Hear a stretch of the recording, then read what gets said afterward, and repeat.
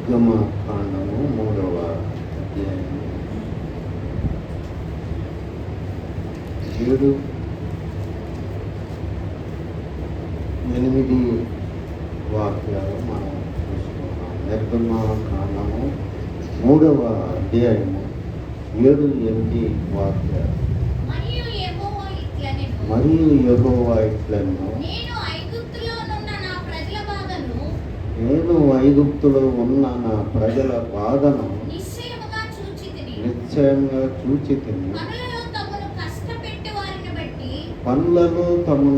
కష్టపెట్టు వారిని బట్టి వారు పెట్టిన మరణం వింటిని. వారి దుఃఖములు నాకు తెలిసే ఉన్నవి. కాబట్టి ఐగుప్తీయుల చేతిలో నుండి వారిని విడిపించుటకును ఆ దేశంలో నుండి విశాలమైన మంచి దేశమునకు, అనగా కనానీయులకు, హిత్తీయులకు, అమోరీయులకు, పెరిజీయులకు, హివ్వీయులకు, యెబూసీయులకు నివాస స్థానమై పాలు తేనెలు ప్రవహించు దేశమునకు వారిని నడిపించుటకును దిగి వచ్చి ఉన్నాను. పరిశుద్ధుడైన దేవా, కృప కలిగిన ప్రభువా, నీ ఘనమైన గొప్ప నామానికి వేలాది కోట్లాది స్తుతులు చెల్లిస్తాము. ఇంతవరకు సజీవులుగా భూమి మీద ఉన్నామంటే అది కేవలం నీ కృప, నీ దయ. ప్రభా, వచ్చిన ప్రతి బిడ్డను ఆశీర్వదించండి. నీ వాక్యంతో ప్రభా నైనా స్వస్థపరచండి.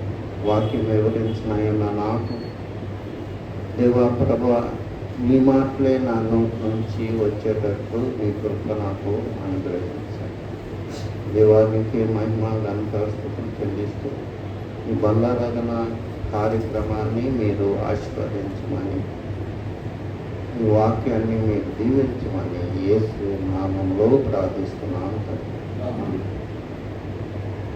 ఇక్కడ దేవుడు, మనం ఈరోజు దేవుడు చూచే దేవుడై ఉన్నాడు, వినే దేవుడై ఉన్నాడు, ఆయన పరిష్కారం అనుగ్రహించే దేవుడై ఉన్నాడని మనం ధ్యానం చేయబోతున్నాం. ఆయన చూచే దేవుడు, వినే దేవుడు. మీ బాధలు నేను చూశాను, వాళ్ళ బాధల్ని, వాళ్ళ మొర నేను విన్నాను అంత మాత్రమే కాదు, వినే దేవుడు మాత్రమే కాదు, దాన్ని పరిష్కరించే మరి బాహుబలం గల దేవుడు. దేవుడు విడిపించాలంటే ఒకేసారి అగ్ని గురిపించి నాశనం చేసి, పేతురు 2వ పత్రిక 3:10 ఉంటుంది, మొత్తం అగ్ని గురిపించి కృత్యాలన్నీ భయమవుతాయి అని ఉంది. అట్లా చేయగలరు, కానీ అట్లా చేయడం ఎందుకని అట్లా చేయడం? ఒకేసారి ఆకాశం నుంచి అగ్ని కురిపించి బరువుని, సైన్యాన్ని మొత్తాన్ని నాశనం చేసి మీరుండే పట్టణం వారికి వెళ్ళి గోషాను దేశం ఉంటుంది, ఆ దేశాన్ని ఆయన టచ్ చేయకుండా మిగతా అన్నిటినీ భయపరిచి అగ్నితో నాశనం చేసి ఇక మీరు వెళ్ళిపోండి అనవచ్చుగా. ఆయన నీతి న్యాయములు కలిగిన దేవుడు, పద్ధతి కలిగిన దేవుడు. కాబట్టి ఆయన పెద్ద ప్రణాళిక సిద్ధం చేసింది వాళ్ళ గురించి. ఆయన మరి మోషేని ఆకర్షించడానికి ఆయన పర్వతంలో, హారేబు పర్వతం దగ్గర ఆయన దిగి మోషేని ఆకర్షించాడు. ఆయన చేసే పనులన్నీ కూడా మరి చాలా క్రమంగా, చాలా జ్ఞానపూర్ణంగా ఉంటాయి అన్నమాట. మోషే దగ్గర నిలబడి మాట్లాడవచ్చుగా. కాబట్టి ఆయన చేసే పనులను మనం ఆలోచించినట్లయితే మరి ఆయన ఎంతో టైం తీసుకుంటూ ఉంటాడు పని చేయాలని ఒక్కోసారి.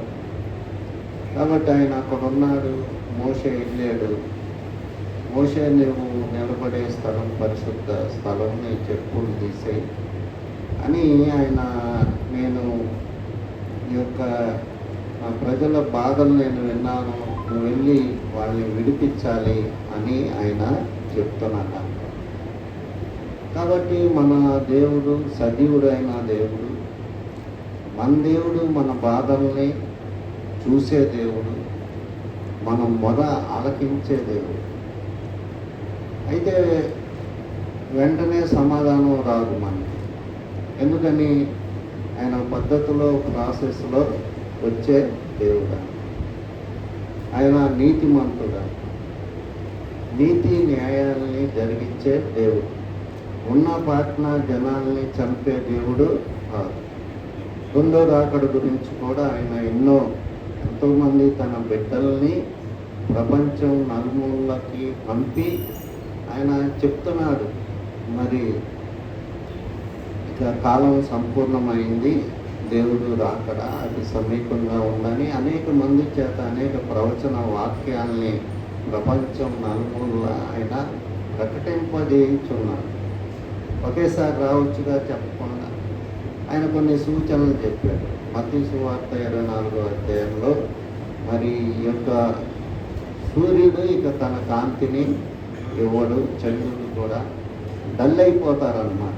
ఎన్ని సూచనలు చెప్పారు. ఎందుకు చెప్పాడంటే అప్పుడైనా జాగ్రత్త పడతారేమో అని దేవుడు చెప్పాడు. సడన్గా వచ్చి మొత్తాన్ని నాశనం చేసి భూమిని తగలబెట్టి 2 భాగాలను చేసి మనుషుల్ని ఎడమ వైపు ఉన్న వాళ్ళని నరకంలోకి, కుడి వైపు ఉన్న వాళ్ళని పరలోకంలోకి తీసుకునే దేవుడు కాదు, మహాజ్ఞాని అన్నమాట.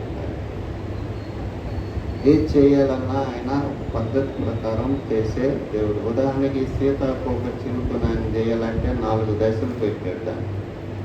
కాబట్టి మరి లార్వా దశ, ప్యూపా దశ, 4 దశల్లో అది అవుతుంది అన్నమాట. అట్లాగే మనిషి బయటికి రావడానికి 9 నెలలు, 10 నెలలు ఒకేసారి బయటికి రావచ్చు కదా అంటే ఆయన పద్ధతి కాదు అది.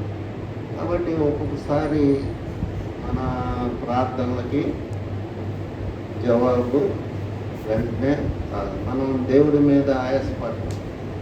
ఏంటి బైబిల్లో ఎట్లుంది కదా, నేను ఆపత్కాలంలో నమ్ముకొనదగిన సహాయకుడని ఉంది కదా, ఏంటి మరి నేను ఎంత ప్రార్థన చేస్తున్నాను, దేవుడు వింటున్నాడా లేడా, అసలు ఉన్నాడా లేడా అని మనం మనసులో అనుకుంటాం. బయటికి అనం, దేవుడు ఉంటే నాకెందుకు ఇట్లా జరుగుద్ది అని మనం అనుకుంటాం.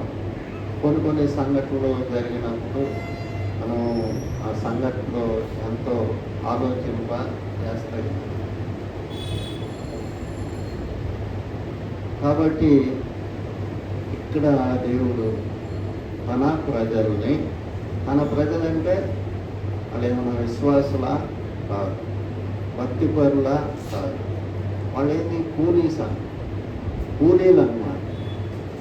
రోజు పని చేసుకొని ఇంకా ప్రార్థనలు చేయటానికి వాళ్ళకి ఏమీ ఉండదన్నమాట.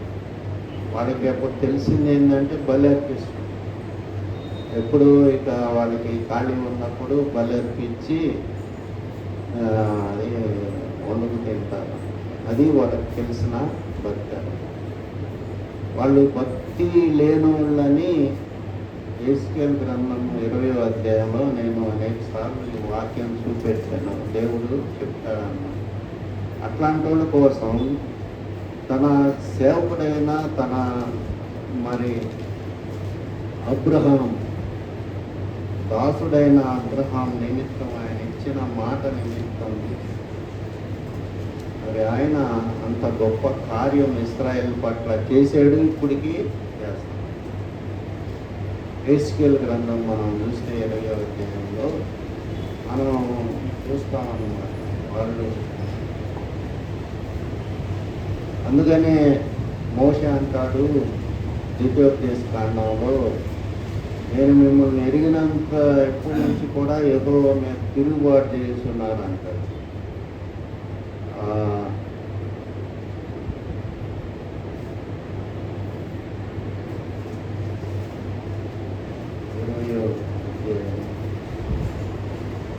7వ వాక్యం నుంచి అప్పుడు నేను మీ దేవుడినైన యెహోవాను మీలో ప్రతివాడు తనకిష్టమైన హేయ కృత్యములను విడిచిపెట్టవలెను.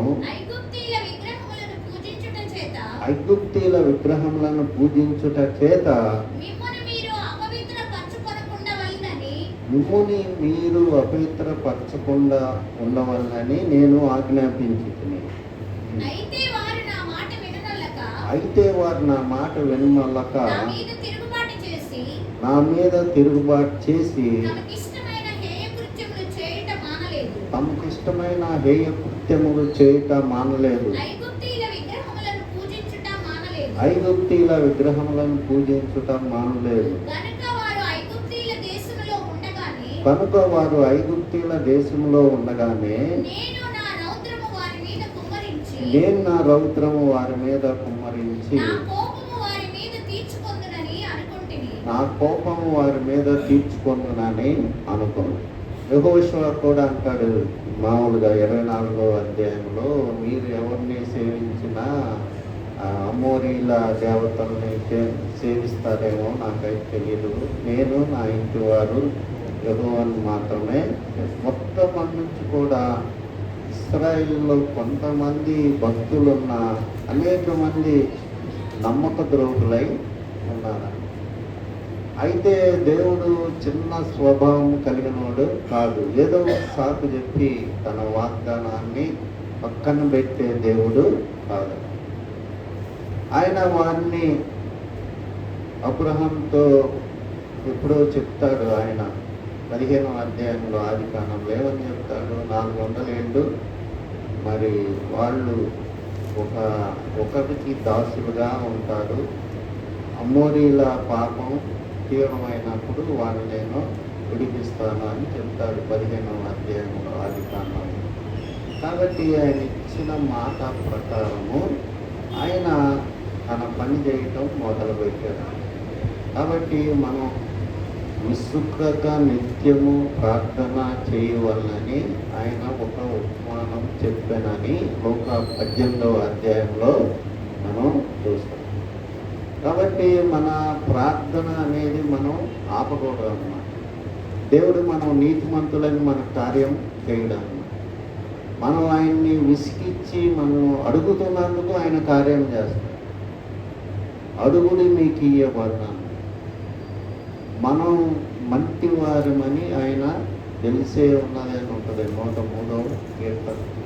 మన బుద్ధి అంతా ఆయనకి తెలుసు అన్నమాట. యెహోవా నువ్వు మనుషుల్ని మరి పరీక్షించి చూస్తే ఒక్కడ కూడా నీ ముందు నిలవలేడని 130వ కీర్తనలో దావీదు అంటాడమ్మా. మనుషుల్ని పరిశీలిస్తే నీ ముందు ఎవరు నిలవబడగలదు అని అంటాడు. కాబట్టి ఇక్కడ దేవుడు తాను అబ్రహాముకి ఇచ్చిన మాటను బట్టి, తన సేవకుడైన అబ్రహాముకి ఇచ్చిన మాటను బట్టి వాళ్ళని విడిపించాలని ఆడ పరలోకం నుండి భూమి మీద దిగొచ్చి మోషే కోసం వెయిట్ చేస్తున్నాడు. చివరికి మోషేని ఆకర్షించి తన బాధ వాళ్ళు బాధపడుతున్నారు, వాళ్ళని విడిపించాలి. అంటే ఏంటి, ఈయన కూడా బాధపడుతున్నాడు అనేది అర్థం. వాళ్ళు బాధపడుతున్నారు, వాళ్ళని విడిపించాలి అంటారు. మోషే అంటాడు, రకరకాల సాకులు చెప్తాడు. ఇశ్రాయేల్ని విడిపించడానికి నేను ఎంతటి వాడిని అంటాడు. ఒకసారి నేను నోటి మాన్యం కలవాడిని అంటాడు. రకరకాలుగా తప్పించుకోవడానికి ప్రయత్నం చేస్తాడు. అయితే దేవుడు మోషేని వదిలిపెట్టాల. ఎందుకంటే దేవుడికి తెలుసు కొన్ని కార్యాలు కొంతమంది మాత్రమే చేయగలరు. ఆయన ఏమంటాడు, మందసం చేసేటప్పుడు బెస్లేలు అనేవాడిని నేను అభిషేకిస్తాను, అతనితో మందసం చేయమంటాడు. అట్లాగే దేవుడు సమాజంలో కొంతమందికి కొంత టాలెంట్స్ ఇస్తాడన్నమాట. వాళ్ళ ద్వారానే అవి జరుగుతాయి. కాబట్టి దేవుడు వాళ్ళని విడిచిపెట్టాడు. ఇక్కడ చెప్తున్నాడు అన్నమాట. దేవుడు ఏం చెప్తున్నాడు, వాళ్ళు బాధపడుతున్నారు, వాళ్ళు మరి నిశ్చయంగా నేను ఐగుప్తులో ఉన్న నా ప్రజల బాధను నిశ్చయంగా చూచితిని. పిల్లలు తమ్మును కష్టపెట్టు వారిని బట్టి వారు పెట్టిన మొన్ను నేను వింటిని. వారి దుఃఖములు నాకు తెలిసే. కాబట్టి ఇప్పుడు మనం బాప్తిసం తీసుకుని క్రైస్తవులని పేరు పెట్టుకున్నాం. అయితే మనం దేవుని చెప్పినట్లు ఎగ్జాక్ట్గా మనం జీవించలేము. అటు ఇటు చిన్నపిల్లడు పడినట్టు పడుతూ ఉంటాం. అంత మాత్రాన దేవుడు మనల్ని ఇడిచిపెట్టి నువ్వు పర్ఫెక్ట్గా ఉండలేదు, నీకేమి నేను హెల్ప్ చేయను అనే దేవుడు కాదు. విసుకక నిత్యం మనం ప్రార్థన చేసినప్పుడు దేవుడు ఏం చేస్తాడంటే ముందు విశ్వాసం అనేది మనకి ఇస్తాడు. ఓ స్టేజ్లో మనకి విశ్వాసం వచ్చింది, చేసి చేసి చేసి ప్రార్థన మనం ఉపవాసం ఉండి చేయొచ్చు, మామూలుగా ఉండి చేయొచ్చు. చేసి చేసి చేసి ప్రార్థన ఆయన ఖచ్చితంగా ఒక స్టేజ్లో మన హృదయంలో ఒక విశ్వాసాన్ని పెట్టాడు. మన పని అవుద్ది, మనకు ఒక సమాధానం వస్తుంది. కంటిన్యూగా ప్రార్థన చేస్తూ ఉంటే క్రమ ప్రకారం ఒక టైమింగ్లో మనం ప్రార్థన చేస్తూ ఉంటే ఎంత సమస్య అయినా అది తీరిపోదు.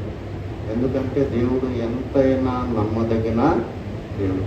ఒక్కోసారి దేవుడు మనల్ని పరీక్షిస్తానికి అది ఆలస్యం చేస్తాడు. అయితే ఇక్కడ మనం ఆదికాండం 16వ అధ్యాయం 13వ వాక్యం చూస్తే, ఆదికాండం 13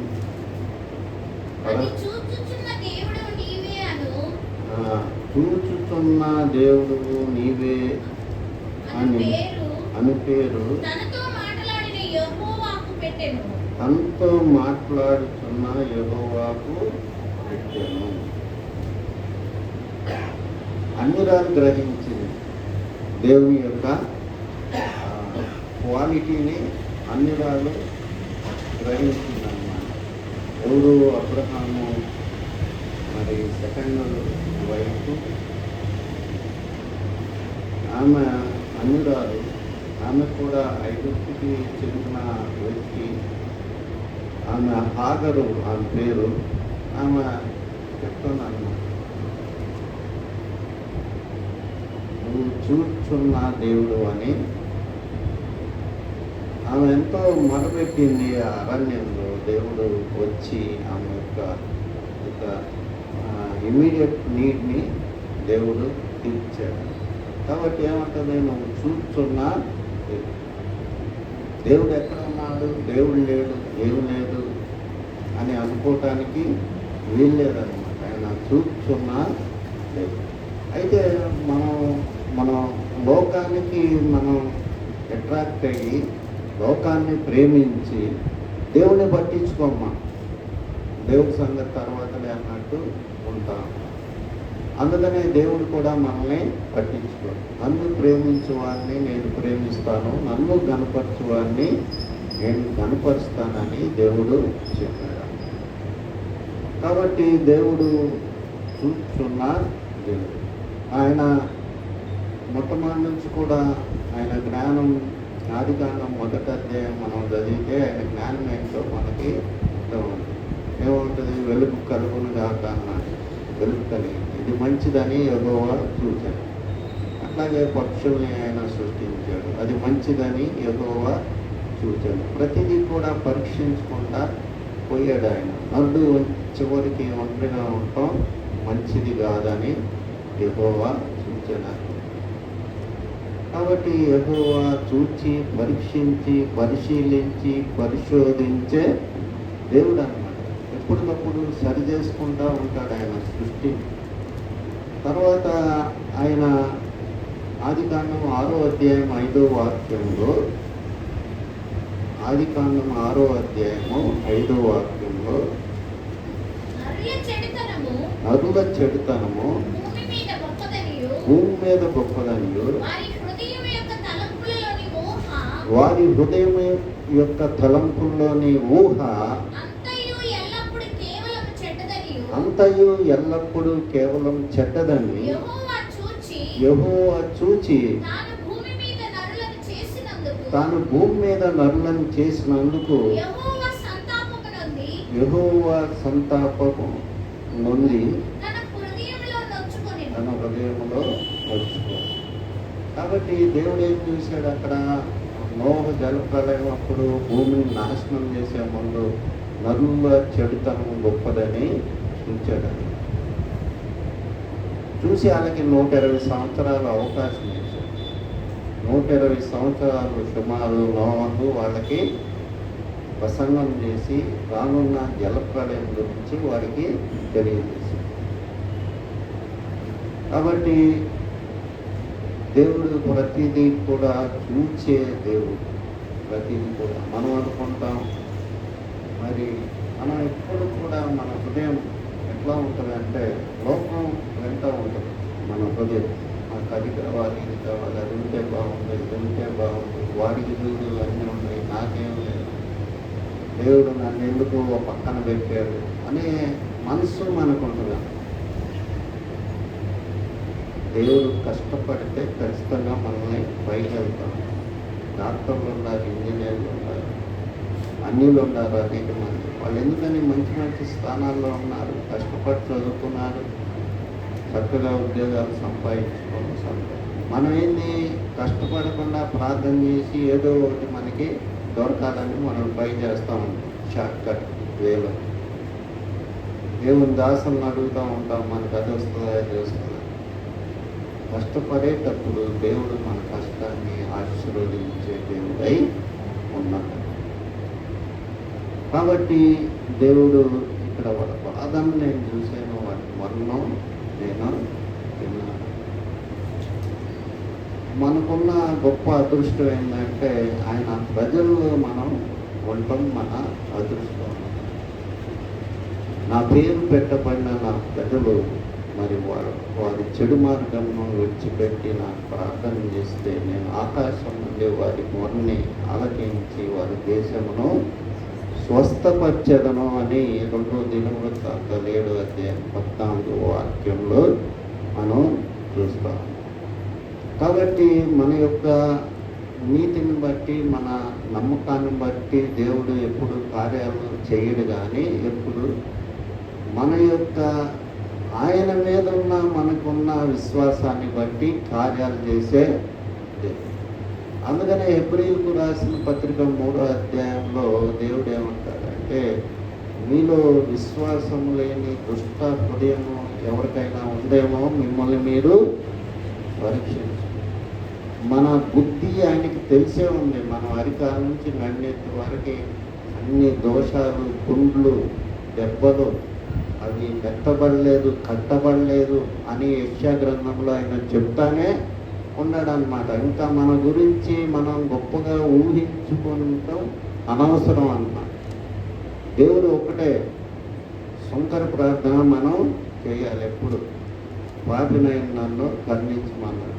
పరిసేయుడు ఏం ప్రార్థన చేశాడు? ఈ శంకర్లాగా నేను వ్యభిచారిని కాదు, దొంగని కాదు, నా సంపాదన మొత్తంలో నేను 10వ వంతు ఇస్తున్నాను అని ఎంతో గొప్ప ప్రార్థన అని అనుకున్నాడు. కానీ దేవుడు ఏమన్నాడంటే శంకరి ప్రార్థన గొప్పదని చెప్పాడు. ఒకే ఒక మాట, ఆకాశం వైపు చూడటానికైనా కన్ను ధైర్యం చాలక పాపినైనా నన్ను కరుణించమని ప్రార్థన చేశాడు. కాబట్టి ఆయన మన ప్రతి పరిస్థితి అర్థం చేసుకునే దేవుడు. సామెతల గ్రంథం 15వ అధ్యాయం 3వ వాక్యం చూస్తే, యెహోవా కన్నులు ప్రతి స్థలం మీద ఉన్నను, అది మంచివారిని చెడ్డవారిని కూడా చూస్తూ ఉంటాయని.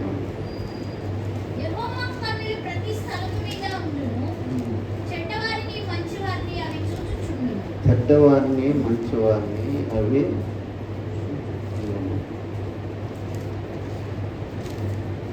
కాబట్టి యెహోవా కన్నులు ప్రతి స్థలం మీద. మన దేవుడు జీవం కలిగిన. కాబట్టి మనం చేసే ప్రతి పనిని మనం భయంతో, వణుకుతో చేసుకోవాలి.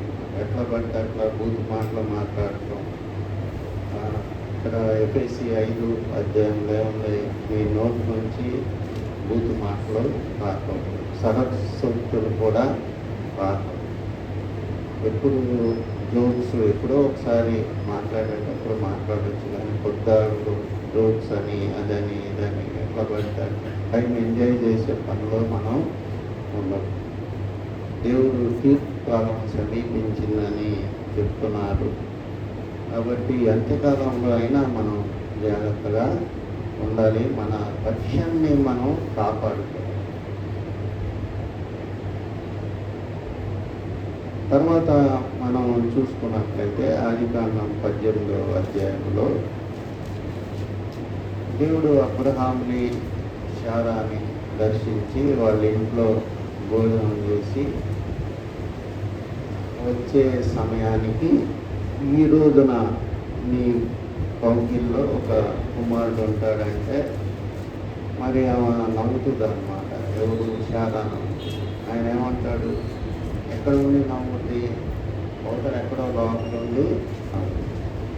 దేవుడు ఏమంటాడు? శారా నవ్వనేలా అంటాడు. దేవుడికి అసాధ్యమైంది ఏమైనా కలదా అని ఆయన ఒక ప్రశ్న వేస్తాడు.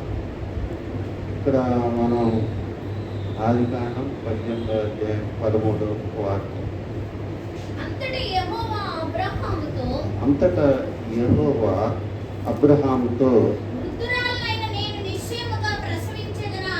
వృద్ధురాలనైన నేను నిశ్చయంగా ప్రసవించదనా అని శారా నవ్వనేలా యెహోవాకు అసాధ్యమైనది ఏదైనా ఉన్నదా? మీదటికి ఈ కాలమున నిర్ణయ కాలమందు నీ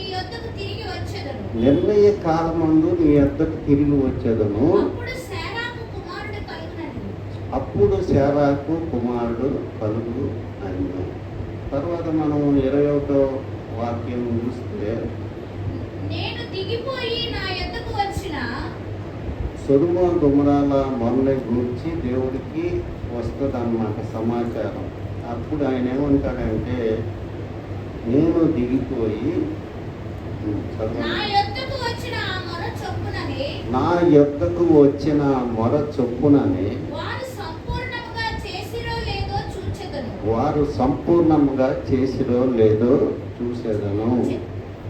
చేయని ఎడల నేను తెలుసుకుందును అన్ను.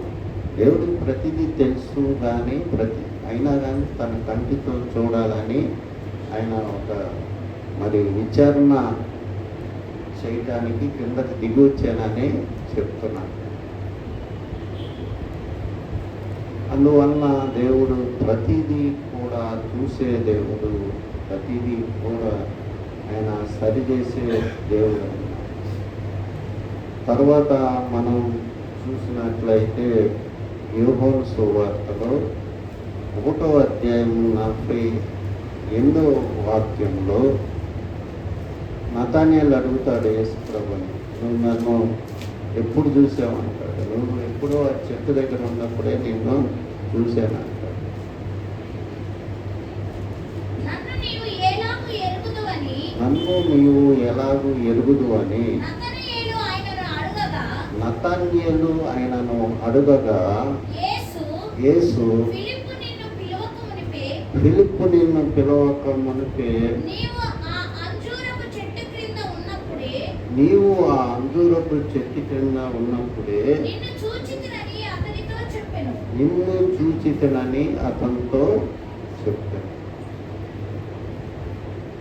కాబట్టి దేవుడు సర్వాంతర వ్యామి, సర్వజ్ఞాని అని మనం తెలుసుకోగలం. ఎవరు లేనట్లు మనం పనులు చేయరు. బుద్ధి లేని కన్యకలు చేసింది అదే అన్నమాట. దేవుడు లేనట్లు వాళ్ళు ప్రవర్తించారు. భయంతో వాళ్ళు వాళ్ళకి ఇచ్చిన రక్షణని వాళ్ళు నిలబెట్టుకోలేదు.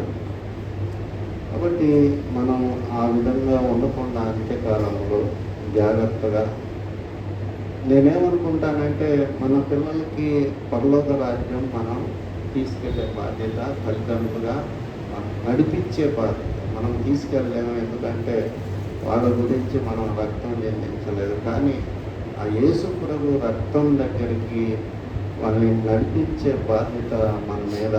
అసలు ఈ లోకంలో ఏం సంపాదించుకున్నా ఏం సంపాదించుకోకపోయినా తినటానికి ఆహారము, మరి ఉండటానికి ఇల్లు, కట్టుకోవటానికి వస్త్రాలు ఉంటే మనకి ఒక మాట ఉంటుంది.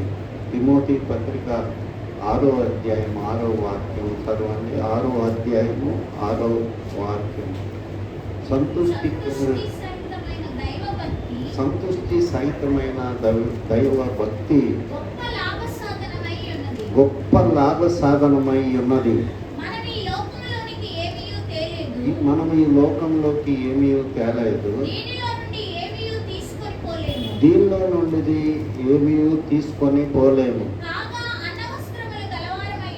కాగా అన్నవస్త్రములు కలవారమై ఉండి వాటితో తృప్తి పొంది ఉండము.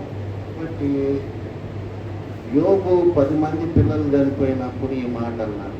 ఏమన్నాడు? యెహోవా ఇచ్చాను, యెహోవా ఇస్తుంది. పిల్లలు అనేవాళ్ళు ఎక్కడి నుంచి వచ్చారు? నాకు దేవుడు ఇచ్చాడు, పిల్లలు వచ్చాడు. ఆయన ఇచ్చాడు, ఆయన తీసుకున్నాడు. యెహోవా నామమున స్తుతి కలుగును కాక అని గోర్లపడి సాష్టాంగ నమస్కారం చేశాడు. కాబట్టి యోబు, అందుకనే యోబును గురించి అనేక మంది చాలా గొప్పగా చెప్తారు. సైతాన్నే ఓడించడానికి యోబు కారణమైనది. సాతాను ఏమంటాడు? నువ్వు యోబుని దీవించబట్టి మరి ఆయన ఆస్తికి, ఆయన పిల్లలకి, అన్నిటికీ కంచె వేసావు కాబట్టి, 3 అంచెల కంచె వేసావు కాబట్టి యోబు నిన్ను స్తుతిస్తున్నాడు. అవి తీసేయి, నీ మొహాన్ని దూషించి ఆయన నీకు దూరం అవుతాడని సాతాను చెప్తే, అట్లాగే చేసుకోపో అన్నాడు దేవుడు. కానీ దేవుడు సాతాన్ని సిగ్గుపరిచేటట్లు యోబు చేశాడు. మనం అంత భక్తి పరులు కాదు, కానీ మనకున్న భక్తిలో జాగ్రత్తగా ఉంటాం. మనం నేర్చుకుని మన పిల్లల్ని చివరి కాలంలో పరలోకం చేరుకునేటట్లు వాళ్ళకి మనం నడిపించాలి, నడిపించడానికి ప్రయత్నం చేయాలి. దేవుడేదో మన పితరుల్లో అందరూ కూడా చిన్న చిన్న పూరి గుడిసెల్లో ఉండి తినడానికి సరిగ్గా లేకుండా కూర కూడా వండుకునే పరిస్థితి లేదని చెప్పేవాళ్ళు అప్పట్లో. నాకు కూర ఎప్పుడో వారానికి ఒకసారి వండుకుని, అలాంటి పరిస్థితుల్లో నుంచి దేవుడు మనల్ని ఈ రీతిగా ఆశీర్వదించాడు. ఇంతటితో మనం సంతృప్తి పడక మరి లోకం మీద మనసు పెట్టుకొని దేవుణ్ణి పక్కకు పెట్టుకుంటే దేవుడు మనకిచ్చిన రక్షణని మరి అది ఇంత గొప్ప రక్షణని నిర్లక్ష్యం చేసిన నువ్వు ఎలాగో తప్పించుకుంటావని హెబ్రీ 2వ అధ్యాయంలో ఉన్నాము. అందువలన ఇక్కడ దేవుడు తన ప్రజల గురించి ఆయన ఆలోచన కలిగి ఉన్నాడు. ఆలోచన కలిగి ఆయన మోషేని పంపించి, నేను వాళ్ళ బాధలను చూశాను, వాళ్ళ మొర నేను విన్నాను, నేను అవన్నీ చూసి దిగి వచ్చాను, నువ్వు పోయి వాళ్ళని విడిపించి పాలు తేనెలు ప్రవహించే దేశానికి వాళ్ళని తీసుకురావాలి అని చెప్పాడు. అదేవిధంగా దేవుడు మన పట్ల కూడా ఆలోచన కలిగి ఉన్నాడు. ఇశ్రాయేలు గొప్ప నీతిమంతులని కాదు, మనకి మాట ఇచ్చాడు. మనకి ఎప్పుడు కూడా ఒక వాక్యం మనకి ఆధారం అవుతుంది. అదేంటంటే గల్తీలకు రాసిన పత్రిక 3వ అధ్యాయం 7వ వాక్యం అంటారు. గల్తీలకు రాసిన పత్రిక, విశ్వాస సంబంధులందరూ కూడా అబ్రహాము సంతానమే అని ఉంటుంది. గల్తీలకు రాసిన పత్రిక 3వ అధ్యాయము 7వ వాక్యం. కాబట్టి విశ్వాస సంబంధులే అబ్రహాము కుమారులని మీరు దేవుడు క్లియర్ చేశాడు. దేవుడు సిలువను ఎక్కిందే అందుకు, అన్యజనుల్ని ఇశ్రాయేల్ని ఏకం చేయటానికే దేవుడు అంత కలవర సిలువనెక్కి తన రక్తాన్ని చిందించాడు. ఇశ్రాయేల్ కోసం చిందించలా, తన స్వరూపంలో తన పోలికలో ఉన్న ప్రతి వ్యక్తి కోసం దేవుడు రక్తం చిందించాడు. ఈ మాట ఎఫెసీయులు చదవనక్కర్లేదు, 2వ అధ్యాయం అంతా కూడా ఇదే ఉంటుంది. దేవుడు ఇద్దరిని కలిపాడు, ఇప్పుడు అన్ని జనులు దేవుని ఇంటి వారయ్యారు అని ఉంటుందని. కాబట్టి దేవుడు ఇశ్రాయేళ్ల బాధని కాదు, మన బాధను కూడా చూచే దేవుడై ఉన్నాడు, ఆలోచించే దేవుడై ఉన్నాడు, దాన్ని సరిచేసే దేవుడై ఉన్నాడు. అయితే మనం వెనక్కి వెళ్ళకూడదు ప్రార్థన చేయటం. మనం కంటిన్యూగా లూకాసు వార్త 18వ అధ్యాయం మనం గుర్తుపెట్టుకోవాలన్నమాట. మరి విస్తృత నిత్య ప్రార్థన చేయవాలని ఆయన వారికి ఈ ఉపమానము చెప్పారు. అన్యాయస్తుడైన న్యాయాధిపతి విధవరాల ఉపమానం ఆయన చెప్పినట్లు అక్కడ ఉంటుందన్నమాట. అటు అన్యాయస్తుడైన న్యాయాధిపతి ఆ విధవరాలు పదే పదే అడుగుతూ ఉంటే నువ్వు నన్ను విడిచిపెట్టేటట్టు లేదు, నీకు న్యాయం చేద్దామని న్యాయాధిపతి అనుకుంటాడు. అట్లాగే నేను కూడా చేస్తాను, నేను అంతకంటే శ్రేష్ఠుడిని కాదని ఆయన ఒక ప్రశ్న మనకి వేస్తాడు. కాబట్టి మరి దేవుడు మన బాధల్ని, మన కష్టాల్ని చూసే దేవుడు అంత మాత్రమే కాదు, చూసి ఎంజాయ్ చేసే దేవుడు కాదు. మన బాధలు కష్టాలు పడతా ఉంటే దేవుడు వీళ్ళకి ఇంతే జరగాలి అనుకునే దేవుడు కాదు. వీళ్ళని ఎట్లాగా మనం బయటికి తీసుకుందాం, ఎట్లాగా వీళ్ళకి పరిష్కారం చేద్దాం అనే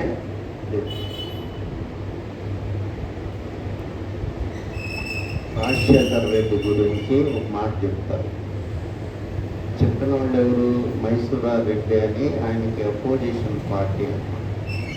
ఆయన దగ్గరికి ఏ కాగితం పోయినా పిటిషను దాని మీద ఎట్లా సంతకం పెట్టాలని ఆలోచిస్తారు. వాళ్ళకి ఎలిజిబిలిటీ లేకపోయినా ఆ పిటిషన్ తీసుకొచ్చినని ఏదో ఒక విధంగా వీళ్ళకి మేలు చేద్దామని పక్కన వాళ్ళని అడుగుతాడు. అడిగి సంతకం పెట్టడానికి ప్రయత్నం చేస్తాడు. ఒక మనిషికే అంత ప్రేమ, జాలి, దయ ఉంటే దేవుడికి ఇంకా ఎన్ని రెట్లు ప్రేమ, జాలి, దయ ఉండాలనేది మనం ఆలోచన చేయాలి.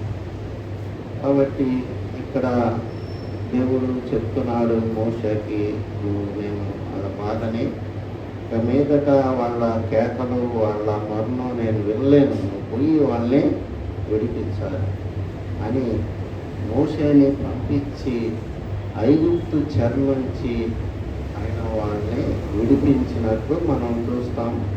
వాళ్ళు నీతిమంతులు కాదని మనం ముందుగానే నేను చెప్పాను అన్నమాట. నీతిమంతుల్ని దేవుడు విడిపిస్తాడు, పరిశుద్ధులకి సహాయం చేస్తాడు అనేది ఒక రాంగ్ కాన్సెప్ట్ అన్నమాట. అందరు పాపం చేసి దేవుడు అనుగ్రహించే మహిమను పొందలేకపోతాం. నాలో పాపం లేదని చెప్తే వాడు అబద్ధికుడని 1 యోహాను 1:10 ఉంటుందా. ఒక వాక్యం చదివి నేను ముగిస్తాను. తర్వాత మనం ఇంకా బల్లాదంలో పాల్గొందాం.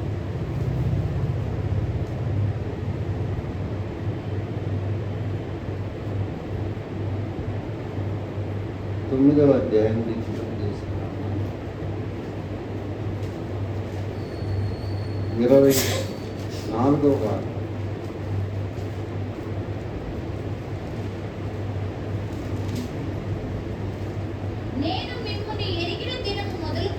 నేను మిమ్మల్ని ఎరిగిన దినం మొదలుకొని మీరు యెహోవా మీద తిరుగుబాటు చేయుచున్నారు. మీరు యెహోవా మీద తిరుగుబాటు, అలాంటి తిరుగుబాటు దానికే దేవుడు ఎంత మేలు చేస్తే మనకు కూడా దేవుడు మేలు చేస్తాడని అన్నమాట. అయితే మనం వెనక్కి వెళ్ళకూడదు. ఒక రోజు 2 రోజులు ప్రార్థన చేసి ఇంకా లాభం లేదు, దేవుడు ఆశ్చర్యకార్యాలు, అద్భుత కార్యాలు చేసే దేవుడు కాదు. వెనకట అవన్నీ ఆగిపోయినాయి అని అంటారు. అలాగే గ్రంథంలో మీ దేవుడు నాకు యెహోవా నాకు నేను మార్పు లేని దేవుడు. ఆయన హెబ్రీ పత్రికలో కూడా నిన్న నేడు రేపు ఏకరీతిగా ఉన్న దేవుడు. కాబట్టి సాతానుడు ఎప్పుడు కూడా మన విశ్వాసాన్ని సన్నగిల్లే ప్రయత్నం చేస్తాడు. అయితే దేవుని వాక్యమైన దేవుడు మన విశ్వాసాన్ని బలపరచడానికి ప్రయత్నం చేస్తాడు. ప్రార్థన చేసుకుందాం. పరిశుద్ధుడైన దేవా, కృప కలిగిన